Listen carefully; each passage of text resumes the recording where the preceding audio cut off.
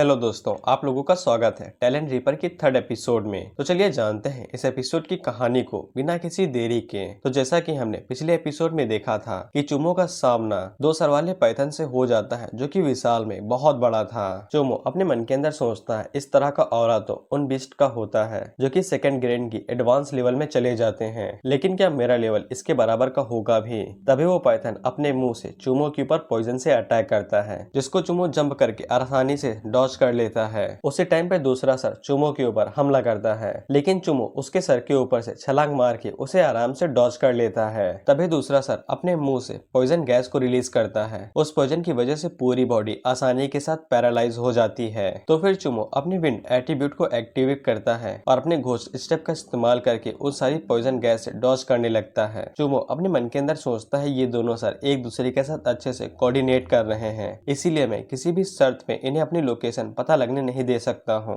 चुमो ये सब कुछ सोच ही रहा था कि तभी एक सर उसके ऊपर हमला करता है और चुमो उस हमले से बाल बाल बच जाता है। तो फिर चुमो वहाँ से अपनी जान बचा के इधर उधर भागने लगता है। वो पाइथन भी काफी तेजी के साथ चुमो के पीछे लगा रहता है। फिर चुमो अपने पैरों को देखते हुए कहता है कि मैं और ज्यादा तेज नहीं भाग सकता हूँ, ऐसा करने से ही मैं अपने आप को थका लूंगा, इसीलिए मैं और ज्यादा नहीं छुप सकता हूँ। तो फिर मुझे अपनी एनर्जी का सारा ध्यान अपने पैरों के ऊपर लगाना होगा, क्योंकि मैंने अभी अभी ब्रेक थ्रू किया है। तो फिर मेरा घोस्ट स्टेप भी सेकंड लेवल पे चला गया होगा। तभी वो पाइथन फिर से चुमो के ऊपर हमला करता है, लेकिन जैसा कि चुमो ने बताया कि उसका घोस्ट स्टेप अब सेकंड लेवल पे जा चुका है, इसीलिए चुमो की रफ्तार इतनी ज्यादा बढ़ गई थी कि वो पाइथन उसे पकड़ ही नहीं पाता है और चुमो उसकी नजरों से इधर उधर ओझल होता रहता है। तभी चुमो अचानक से तेजी के साथ आगे बढ़ता है और पाइथन के एक सर को काट देता है, जिससे दूसरा सर काफी गुस्सा हो जाता है और वो चुमो के ऊपर इधर उधर वेनम को थूकने लगता है। चुमो कहता है कि जैसा मैंने अंदाजा लगाया था कि अगर मैं अपनी ब्रेक थ्रू की एनर्जी को अपने पैरों में लगाता हूँ तो फिर मेरा घोस्ट स्टेप्स सेकंड लेवल पे चला जाएगा,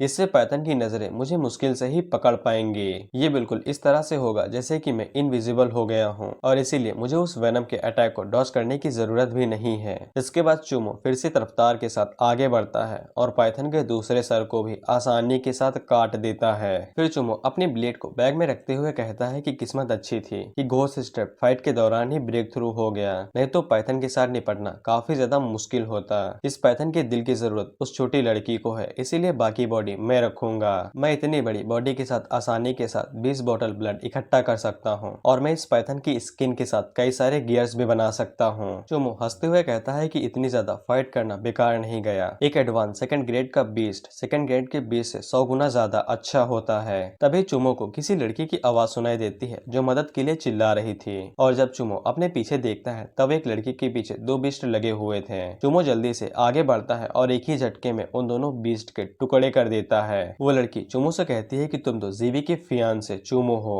और चुमो उसे कहता है कि तुम उसकी इलाइट क्लास से डोजिंग हो, तुम यहाँ पे क्या कर रही हो? डोजिंग चुमो से कहती है कि हमारा सामना विंड जेसिंग वुल्फ के साथ हो गया था और हम सभी काफी खतरे में आ गए थे। तभी जीवी आगे बढ़ी और उसने हमारी मदद की, लेकिन उसकी जान खतरे में है, जाओ और जाके उसे बचा लो। चुमो उसे पूछता है कि उसके साथ क्या हुआ है, मुझे सही से बताओ। लेकिन वो लड़की कांपते हुए अपने मन के अंदर सोचती है कि हमेशा तो जीवी इसे बचा के रखती थी, तो फिर ये किसे इतनी आसानी के साथ दो वुल्फ को मार सकता है? इसके पास तो कल्टीवेशन का कोई टैलेंट ही नहीं है। लेकिन जब चुमो इस तरह से घबराते हुए उसे देखता है तब वो पीछे हट जाता है। चुमो उसे फिर से पूछता है कि जीवी के साथ क्या हुआ है, जल्दी से बताओ। डोजिंग चुमो को कंपटीशन के बारे में बताती है और उसे बताती है कि मैं और जीवी दोनों एक साथ जा रहे थे, तभी हमारे ऊपर विल्फ के एक ग्रुप ने अटैक कर दिया था, जिसको हमने बड़ी आसानी के साथ रोक तो लिया था, लेकिन तभी वहाँ पे चेंगफेंग बेस के जुगवांग के आदमी आ गए जिन्होंने हमारे ऊपर हमला किया। जीवी उनके साथ अभी लड़ रही है, लेकिन मुझे नहीं लगता है कि वो उनका मुकाबला कर पाएगी और उसने मुझे वहाँ से भागने के लिए कहा, लेकिन वो काफी घायल है। जिसके बाद डोजिंग चुमो को उस जगह की लोकेशन भी बता देती है कि वो यहाँ से 10 मील दूर है। चुमो उसको पीने के लिए पीस्ट का ब्लड देता है और उससे कहता है कि तुम बाकी इलाइट टीम को ढूंढो और यहाँ से सही सलामत निकल जाना, मैं जीवी को बचाने के लिए जा रहा हूँ। फिर चुमो पूरी रफ्तार के साथ जीवी को बचाने के लिए वहाँ से निकल जाता है, लेकिन डोजिंग अपने मन के अंदर सोचती है यहाँ पे हो क्या रहा है, हमारा सामना वुल्फ के साथ हुआ, जिसके बाद हमारा सामना फिर से जुगवांग के साथ हुआ और फिर उसके बाद मैं चुमो से मिली और उससे मिलने के बाद मुझे अच्छा महसूस हो रहा है और मुझे पूरा यकीन है कि वो जीवी को बचा सकता है। फिर हम लोग जीवी और जुगवांग को देखते हैं और जीवी ने पहले ही जुगवांग के काफी लोगों को मार डाला था। जुगवांग जीवी से कहता है कि मैंने तुमसे पहले ही कहा था कि लुयांग बेस के अंदर सब कमीने भरे भरे हुए हैं, लेकिन तुम काफी ताकतवर हो और तुमने मेरे काफी आदमियों को मार दिया है, तो फिर तुम मुझे फॉलो क्यों नहीं करती हो जिससे तुम फ्यूचर में चमक सको। लेकिन जीवी उससे कहती है कि तुम बस एक कायर हो जो कि लोगों का इस्तेमाल करता है। तुमने सबसे पहले बीस्ट का इस्तेमाल किया हमारे ऊपर स्नीक अटैक करने का, और तुम इसको अपना प्राइड कहते हो। जिस पे गु जुआंग हंसते हुए कहता है कि हाँ तुम बिल्कुल सही हो, तुम काफी समझदार हो। लेकिन तभी जू गुआंग जीवी के ऊपर अचानक से हमला करता है और उससे कहता है कि अब मैं तुम्हें दिखाता हूँ कि हमारे बीच में अंतर क्या है।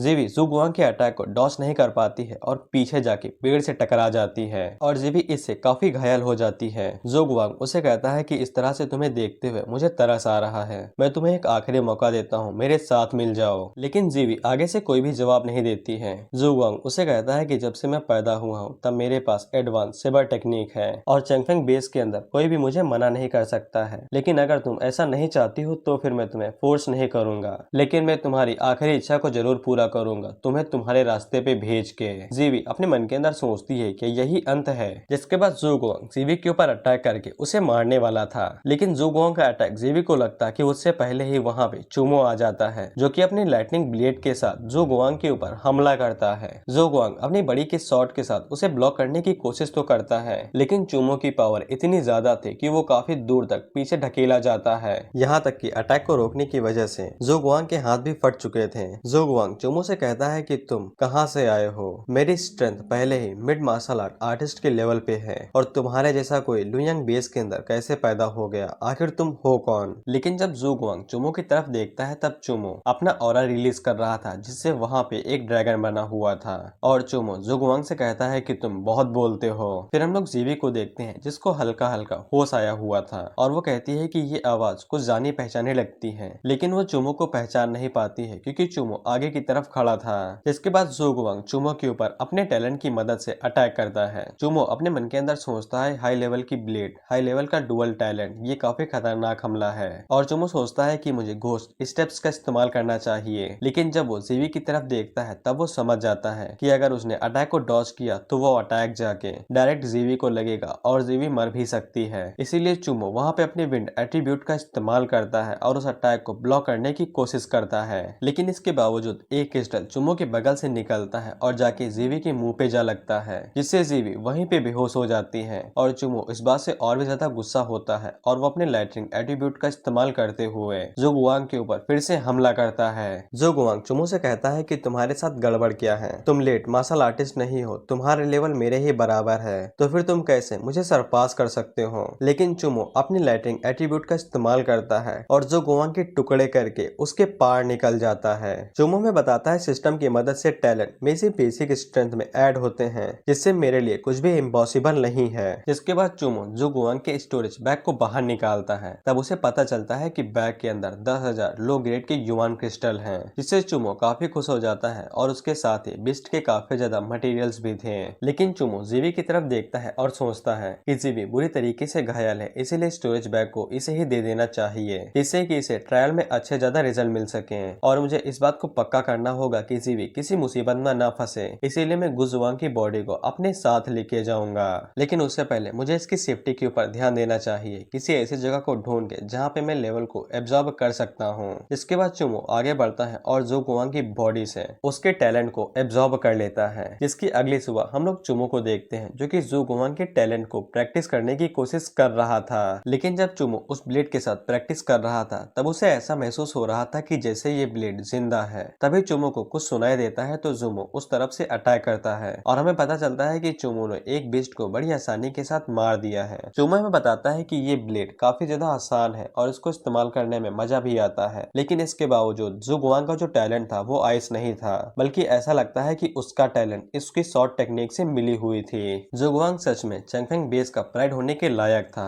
न कि उसका टैलेंट कमाल का था, बल्कि उसके पास एडवांस सेबर टेक्निक भी थी, यहाँ तक कि उसके पास आइस शॉर्ट टेक्निक भी थी और आखिर में सिल्वर लेवल की मार्शल आर्ट टेक्निक्स। और अगर मैं इन दोनों टैलेंट्स को अपनी बेसिक पावर के साथ मिला दूं तो फिर मैं जू गुआंग की पावर के बिल्कुल परे जा सकता हूं। जिसके बाद चुमो अपने सिस्टम में अपनी बेसिक स्ट्रेंथ को देखता है तब उसे पता चलता है कि उसके पॉइंट 18,000 से ऊपर हैं। लेकिन जब चुमो अपनी शॉट को देखता है तब उसकी शॉट काफी ज्यादा बेकार हो गई थी, इसीलिए चुमो को एक नई शॉट की जरूरत थी और चुमो को माउंटेन पे आए हुए 1 महीने से ज्यादा हो गया होगा, इसीलिए वो छोटी लड़की अभी अभी तक काफी परेशान हो गई होगी। जिसके बाद हम लोग 2 दिन के बाद का सीन देखते हैं और चुमो मार्शल आर्ट सप्लाई हॉल के अंदर फिर से आता है, जहाँ पे वो छोटी लड़की बैठे हुए अभी भी चुमो का आने का इंतजार कर रही थी। और जब भी कोई दरवाजे से गुजरता तो उसे ऐसा लगता है कि वो चुमो आया है, लेकिन वो नहीं होता है। एक लड़का उस लड़की से कहता है कि इंतजार करने का कोई भी फायदा नहीं है, वो नहीं आएगा। 1 महीने से ज्यादा हो गया है और मेरे ओपिनियन के मुताबिक अब तक वो जंगल के अंदर मारा गया होगा। और वैसे भी 2 सर वाला पाइथन एक सेकंड लेवल का बीस्ट है, और अगर उसे मारना इतना ही आसान होता तो वो आज तक जिंदा ना होता, या फिर वो शायद तुम्हें बेवकूफ बना रहा हो और वो जंगल के अंदर गया ही ना हो। जिससे वो लड़की भी चिंता में अपने मन के अंदर सोचती है क्या वो नहीं गया था या फिर वो जंगल के अंदर ही मारा गया है। लेकिन वो लड़की खुद को विश्वास दिलाते हुए कहती है कि वो जरूर वापस आएगा, लेकिन अगर वो वापस नहीं आता है तो फिर मुझे नहीं पता है कि मुझे क्या करना है। लेकिन तभी चुमो हॉल के अंदर आता है, जिसे सभी लोग काफी हैरान हो जाते हैं और कहते हैं कि ये तो सच में वापस आ गया। चुमो उस लड़की के पास आता है और उससे कहता है कि जैसा कि वादा किया था, ये लो 2 सर वाले पाइथन का दिल। वो लड़की खुश होकर चुमो से कहती है कि तुमने सच में टास्क को पूरा किया है। चुमो कहता है बिल्कुल, मुझे ऐसा करने में खुशी हुई, ये रहा पाइथन का दिल, अब तुम इसे चेक कर सकती हो। लेकिन वो लड़की जब पाइथन के दिल को चेक करने की कोशिश करती है तो वो सही से कर ही नहीं पाती है, क्योंकि उसका कल्टीवेशन लेवल काफी कम था। तभी वहाँ पे एक दूसरा लड़का आता है जो कि कहता है कि मुझे देखने दो। इसके बाद जब वो लड़का उस पाइथन के दिल को चेक करता है तब वो कहता है कि बिल्कुल सही, ये असली दिल है, बल्कि ये सेकंड लेवल के एडवांस ग्रेड का पाइथन का दिल है।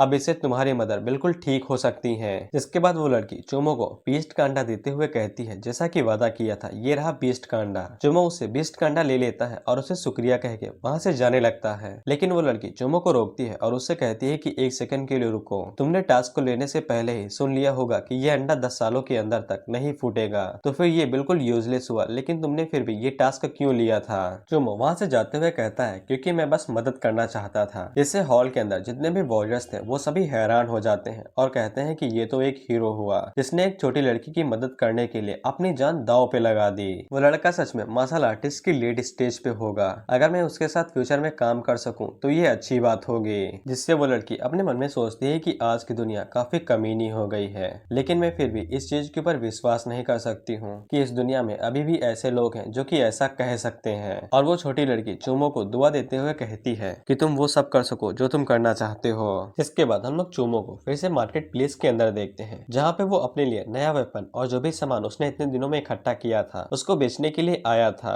और उसे नई मार्शल आर्ट कॉपी भी चाहिए थी ताकि वो मार्शल आर्टिस्ट रियलम के बारे में और भी ज्यादा कुछ जान सके। और उसे 2 सर वाले पाइथन से जो भी सामान मिला था उसे भी तो बेचना था। इसके बाद चुमो फिर से जेड हाउस के सामने आ जाता है, क्योंकि जेड हाउस ही सबसे बड़ा पावर हाउस है। सामान वामान बेचने के मामले में इसका मुकाबला कोई भी नहीं कर सकता है, यहाँ तक कि इसके हाथ तो लुयंग बेस से भी ज्यादा बड़े हैं। चुमो जैसे ही जेड हाउस के अंदर जाता है तो बाहर जो स्टोर गर्ल खड़ी थी वो चुमो को देख के ही बता देती है कि उसने ब्रेक थ्रू कर लिया है। और वो चुमो से कहती है कि आप जरूर यहाँ पे वो सामान बेचने के लिए आए होंगे जो भी आपने ट्रेनिंग के दौरान इकट्ठा किया होगा। चुमो अपने मन के अंदर सोचता है पिछली बार मेरा लेवल इतना ज्यादा हाई नहीं था, इसीलिए मैं ये देख नहीं पाया था, लेकिन ये लड़की सच में एक हाई लेवल की मार्शल आर्टिस्ट है और इसने बस एक नजर से देखते ही ये पता लगा लिया कि मैंने ब्रेक थ्रू किया है और मैं अपनी मार्शल आर्टिस्ट रियलम के अंदर जा चुका हूँ। ये बात सच है कि जेड हाउस की जितनी भी जड़ें हैं वो गहराई से जुड़ी हुई हैं। चुमो जेड हाउस के अंदर जाते हुए कहता है कि इस बार मैं यहाँ पे कुछ बीस्ट मटेरियल बेचने के लिए आया हूँ और कल्टीवेशन के लिए चीजें खरीदने के लिए आया हूँ। वो लड़की चुमो को एक ओल्ड मैन के पास लेके जाती है जो कि ये चेक करके बताएगा कि चुमो की मटेरियल की क्वालिटी कितनी ज्यादा हाई है और कितनी लो है। चुमो ओल्ड मैन के सामने वो सभी मटेरियल रख देता है जो उसने इतने दिनों में इकट्ठा किए थे। ओल्ड मैन चेक करके चुमो को बताता है कि ये सभी मटेरियल्स सेकंड लेवल के बीस्ट के लो ग्रेड के हैं और वो अपने मन के अंदर सोचता है कि ये सभी मटेरियल्स और इन सभी बीस्टों को इस 20 साल से भी कम उम्र के लड़के ने हंट किया है। अगर ये बात सच है तो ये लड़का सच में कमाल का है। ओल्ड मैन सुमो से कहता है कि इन सभी की कीमत 1.5 लाख युआन स्टोन होगी, क्या तुम इन्हें सच में बेचना चाहते हो। सुमो कहता है कि ऐसा कहा जाता है कि जेड हाउस बेचने और खरीदने के मामले में बिल्कुल सही है, इसीलिए मैं इन सभी को बेचना चाहता हूँ। और वैसे भी मुझे कल्टीवेशन के लिए कुछ चीजें और एक नया वेपन चाहिए, क्या आप इनके बदले में कोई अच्छी सी सूटेबल शॉर्ट सजेस्ट कर सकते हैं। ओल्ड मैन चुमो को वेपन लिस्ट देते हुए कहता है कि पूरे लुयांग बेस के पास भी ये नहीं होगा, तुम एक बार जरा इसे चेक करके देख लो। और जब चुमो उस बुक को चेक करता है तब उसे पता चलता है कि वेपन्स और बीस्ट का ब्लेड काफी ज्यादा महंगा है, जबकि चुमो को लगा था कि 1.5 लाख युआन स्टोन उसके लिए काफी होंगे।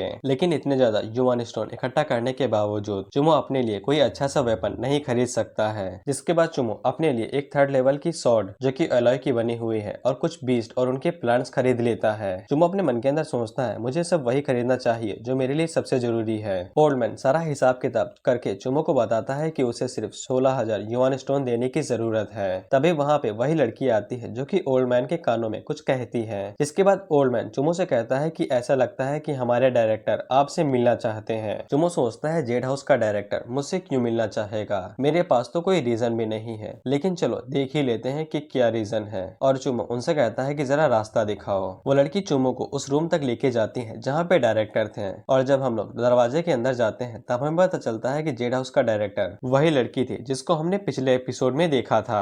ओल्ड लेडी चुमो से कहती है कि तुम यहाँ पे बैठ सकते हो, लेकिन जब चुमो उसके कपड़ों के ऊपर गोल्डन बैम्बू लीव यानी कि बांस की पत्ती को देखता है तब वो अपने मन में सोचता है कि ऐसा कहा जाता है कि जेड हाउस के जितने भी मर्चेंट हैं उन सभी के कपड़ों पे ऐसी पत्तियों का निशान होता है जो कि कम से कम मार्शल आर्ट के 3rd लेवल पे आते हैं। और ये यंग लेडी जिसको ओल्ड लेडी इस तरह से ट्रीट कर रही है तो ये जरूर जेड हाउस की डायरेक्टर होगी। यंग लेडी चुमो से कहती है कि मेरा नाम मो सान सान है और मैं इस जेड हाउस की डायरेक्टर हूँ और मैंने यहाँ पे तुमसे मिलने के लिए बुलाया है, और अगर मैं तुम्हें परेशान कर रही हूँ तो मुझे माफ कर देना। चुमो कहता है डायरेक्टर काफी अच्छी तरीके से बात कर रही है, आपको मुझसे क्या चाहिए। चुमो अपने मन के अंदर सोचता है ये मेरे नाम के बारे में पहले से ही जानती है तो इसने जरूर मेरे बारे में कुछ न तरीके से पता लगाया होगा। सान सान चुमो से कहती है कि मैंने तुम्हें यहाँ पे इसलिए इनवाइट किया है ताकि तुम हमारे जेड मर्चेंट अलायंस को ज्वाइन कर सको। चुमो आगे से घूरते हुए पूछता है मुझे क्यों, जिसपे सान सान आगे से कहती है कि प्लीज मुझे गलत मत समझना, मेरा आपके लिए कोई भी बुरा इरादा नहीं है, मैंने बस आपको उस छोटी लड़की की मदद करते हुए देखा था, इसी के चलते मैं आप में थोड़ा सा इंटरेस्टेड हो गई। और जैसा कि मैंने आपके बारे में पूछताछ की तो मुझे पता चला है कि इतने सालों में आपके साथ ऐसा बर्ताव किया जाता था कि आप बिल्कुल भी कल्टीवेट नहीं कर सकते हैं, लेकिन आपने 2 सवाले पाइथन जो कि 2nd ग्रेड के एडवांस लेवल पर था उसके टास्क को मारने का पूरा कर दिया और आप मार्शल आर्टिस्ट के रियलम में ब्रेक थ्रू कर चुके हैं। इसका मतलब ये है कि आपके पास बहुत अच्छा टैलेंट है। जिसको सुन के चुमो आगे से और भी ज्यादा सीरियस होते जाता है। सांसान कहती है कि इतना ज्यादा नर्वस मत हो, हर किसी के पास सीक्रेट होते हैं और मुझे आपके सीक्रेट के बारे में कोई भी दिलचस्पी नहीं है, आप काफी अच्छे दिल के और दयालु हैं और मुझे फर्क नहीं पड़ता है कि मैं आपकी तरफ कैसे भी देखूं,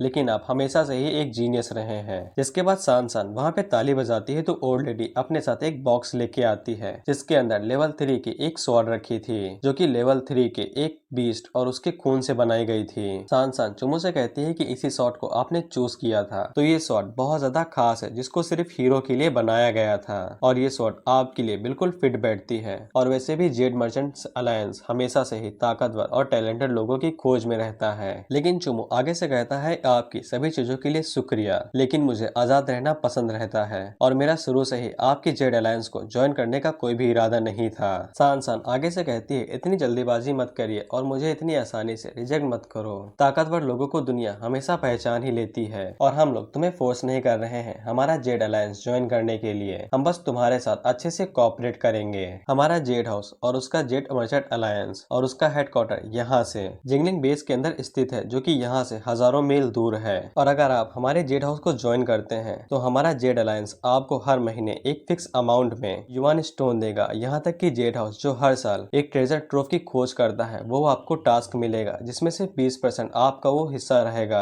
और तुम जेड हाउस से चाहे जो भी खरीदो उसमें तुम्हें 20% का डिस्काउंट भी मिलेगा। जिसके बाद सान अपने सर की तरफ इशारा करते हुए कहती है मिस्टर चुमो इसके बारे में अच्छे से सोचिए। चुमो अपने मन के अंदर सोचता है कि जेड अलायंस के साथ जुड़ने में कोई भी घाटा नहीं है और बल्कि जब भी मैं सामान खरीदूंगा तो उसके राइट्स की वजह से मुझे काफी ज्यादा फायदा होगा। सान चुमो से कहती है कि आपको अभी जवाब देने की जरूरत नहीं है और हमने जो ये मीटिंग की है उसके गिफ्ट के तौर पे आप ये स्वॉर्ड रख सकते हैं। चुमो स्वॉर्ड को खुशी खुशी ले लेता है और कहता है कि अगर आपको दिक्कत नहीं है तो फिर मैं बिल्कुल इसे रख लूंगा। सान कहती है इस स्वॉर्ड की कीमत 2 लाख युआन से भी कम है, इसलिए इस स्वॉर्ड को आपको देने से हमें कोई भी दिक्कत नहीं होगी और मुझे पूरा यकीन है कि आप सही फैसला लेंगे। चुमो वहाँ से जाते हुए कहता है बिल्कुल डायरेक्टर मो काफी ज्यादा अच्छी है, इसीलिए मैं उन्हें निराश बिल्कुल भी नहीं करूंगा और आपके साथ जुड़ा रहूंगा। ओल्ड लेडी सान से पूछती है मुझे पता है कि उसके पास एक अच्छा दिल है और उसकी ताकत भी बुरी नहीं है, लेकिन सिर्फ इतनी ही बातों से आप उसे रिक्रूट करने के लिए इतनी ज्यादा मेहनत नहीं करेंगी, तो फिर ऐसी क्या वजह होगी कि आपने इतनी ज्यादा मेहनत की है? कहीं इसका मतलब वो तो नहीं है जिसपे सांसन हमें बताती है कि ओल्ड लेडी जू, आपको पहले ही पता है मेरे डुअल टैलेंट के बारे में, जो कि मेरा स्पेशल एजोलरी टैलेंट है। और जब चुमो स्टोर के ऊपर आया था तब मुझे उससे ऐसा ही महसूस हुआ था। मुझे उसका ऑरा ऐसा महसूस हुआ कि जैसे उसके पास भी डुअल टैलेंट है, जैसे कि हम दोनों एक ही तरह के लोग हैं। इसी के साथ ही ये एपिसोड यहीं पे खत्म होता है।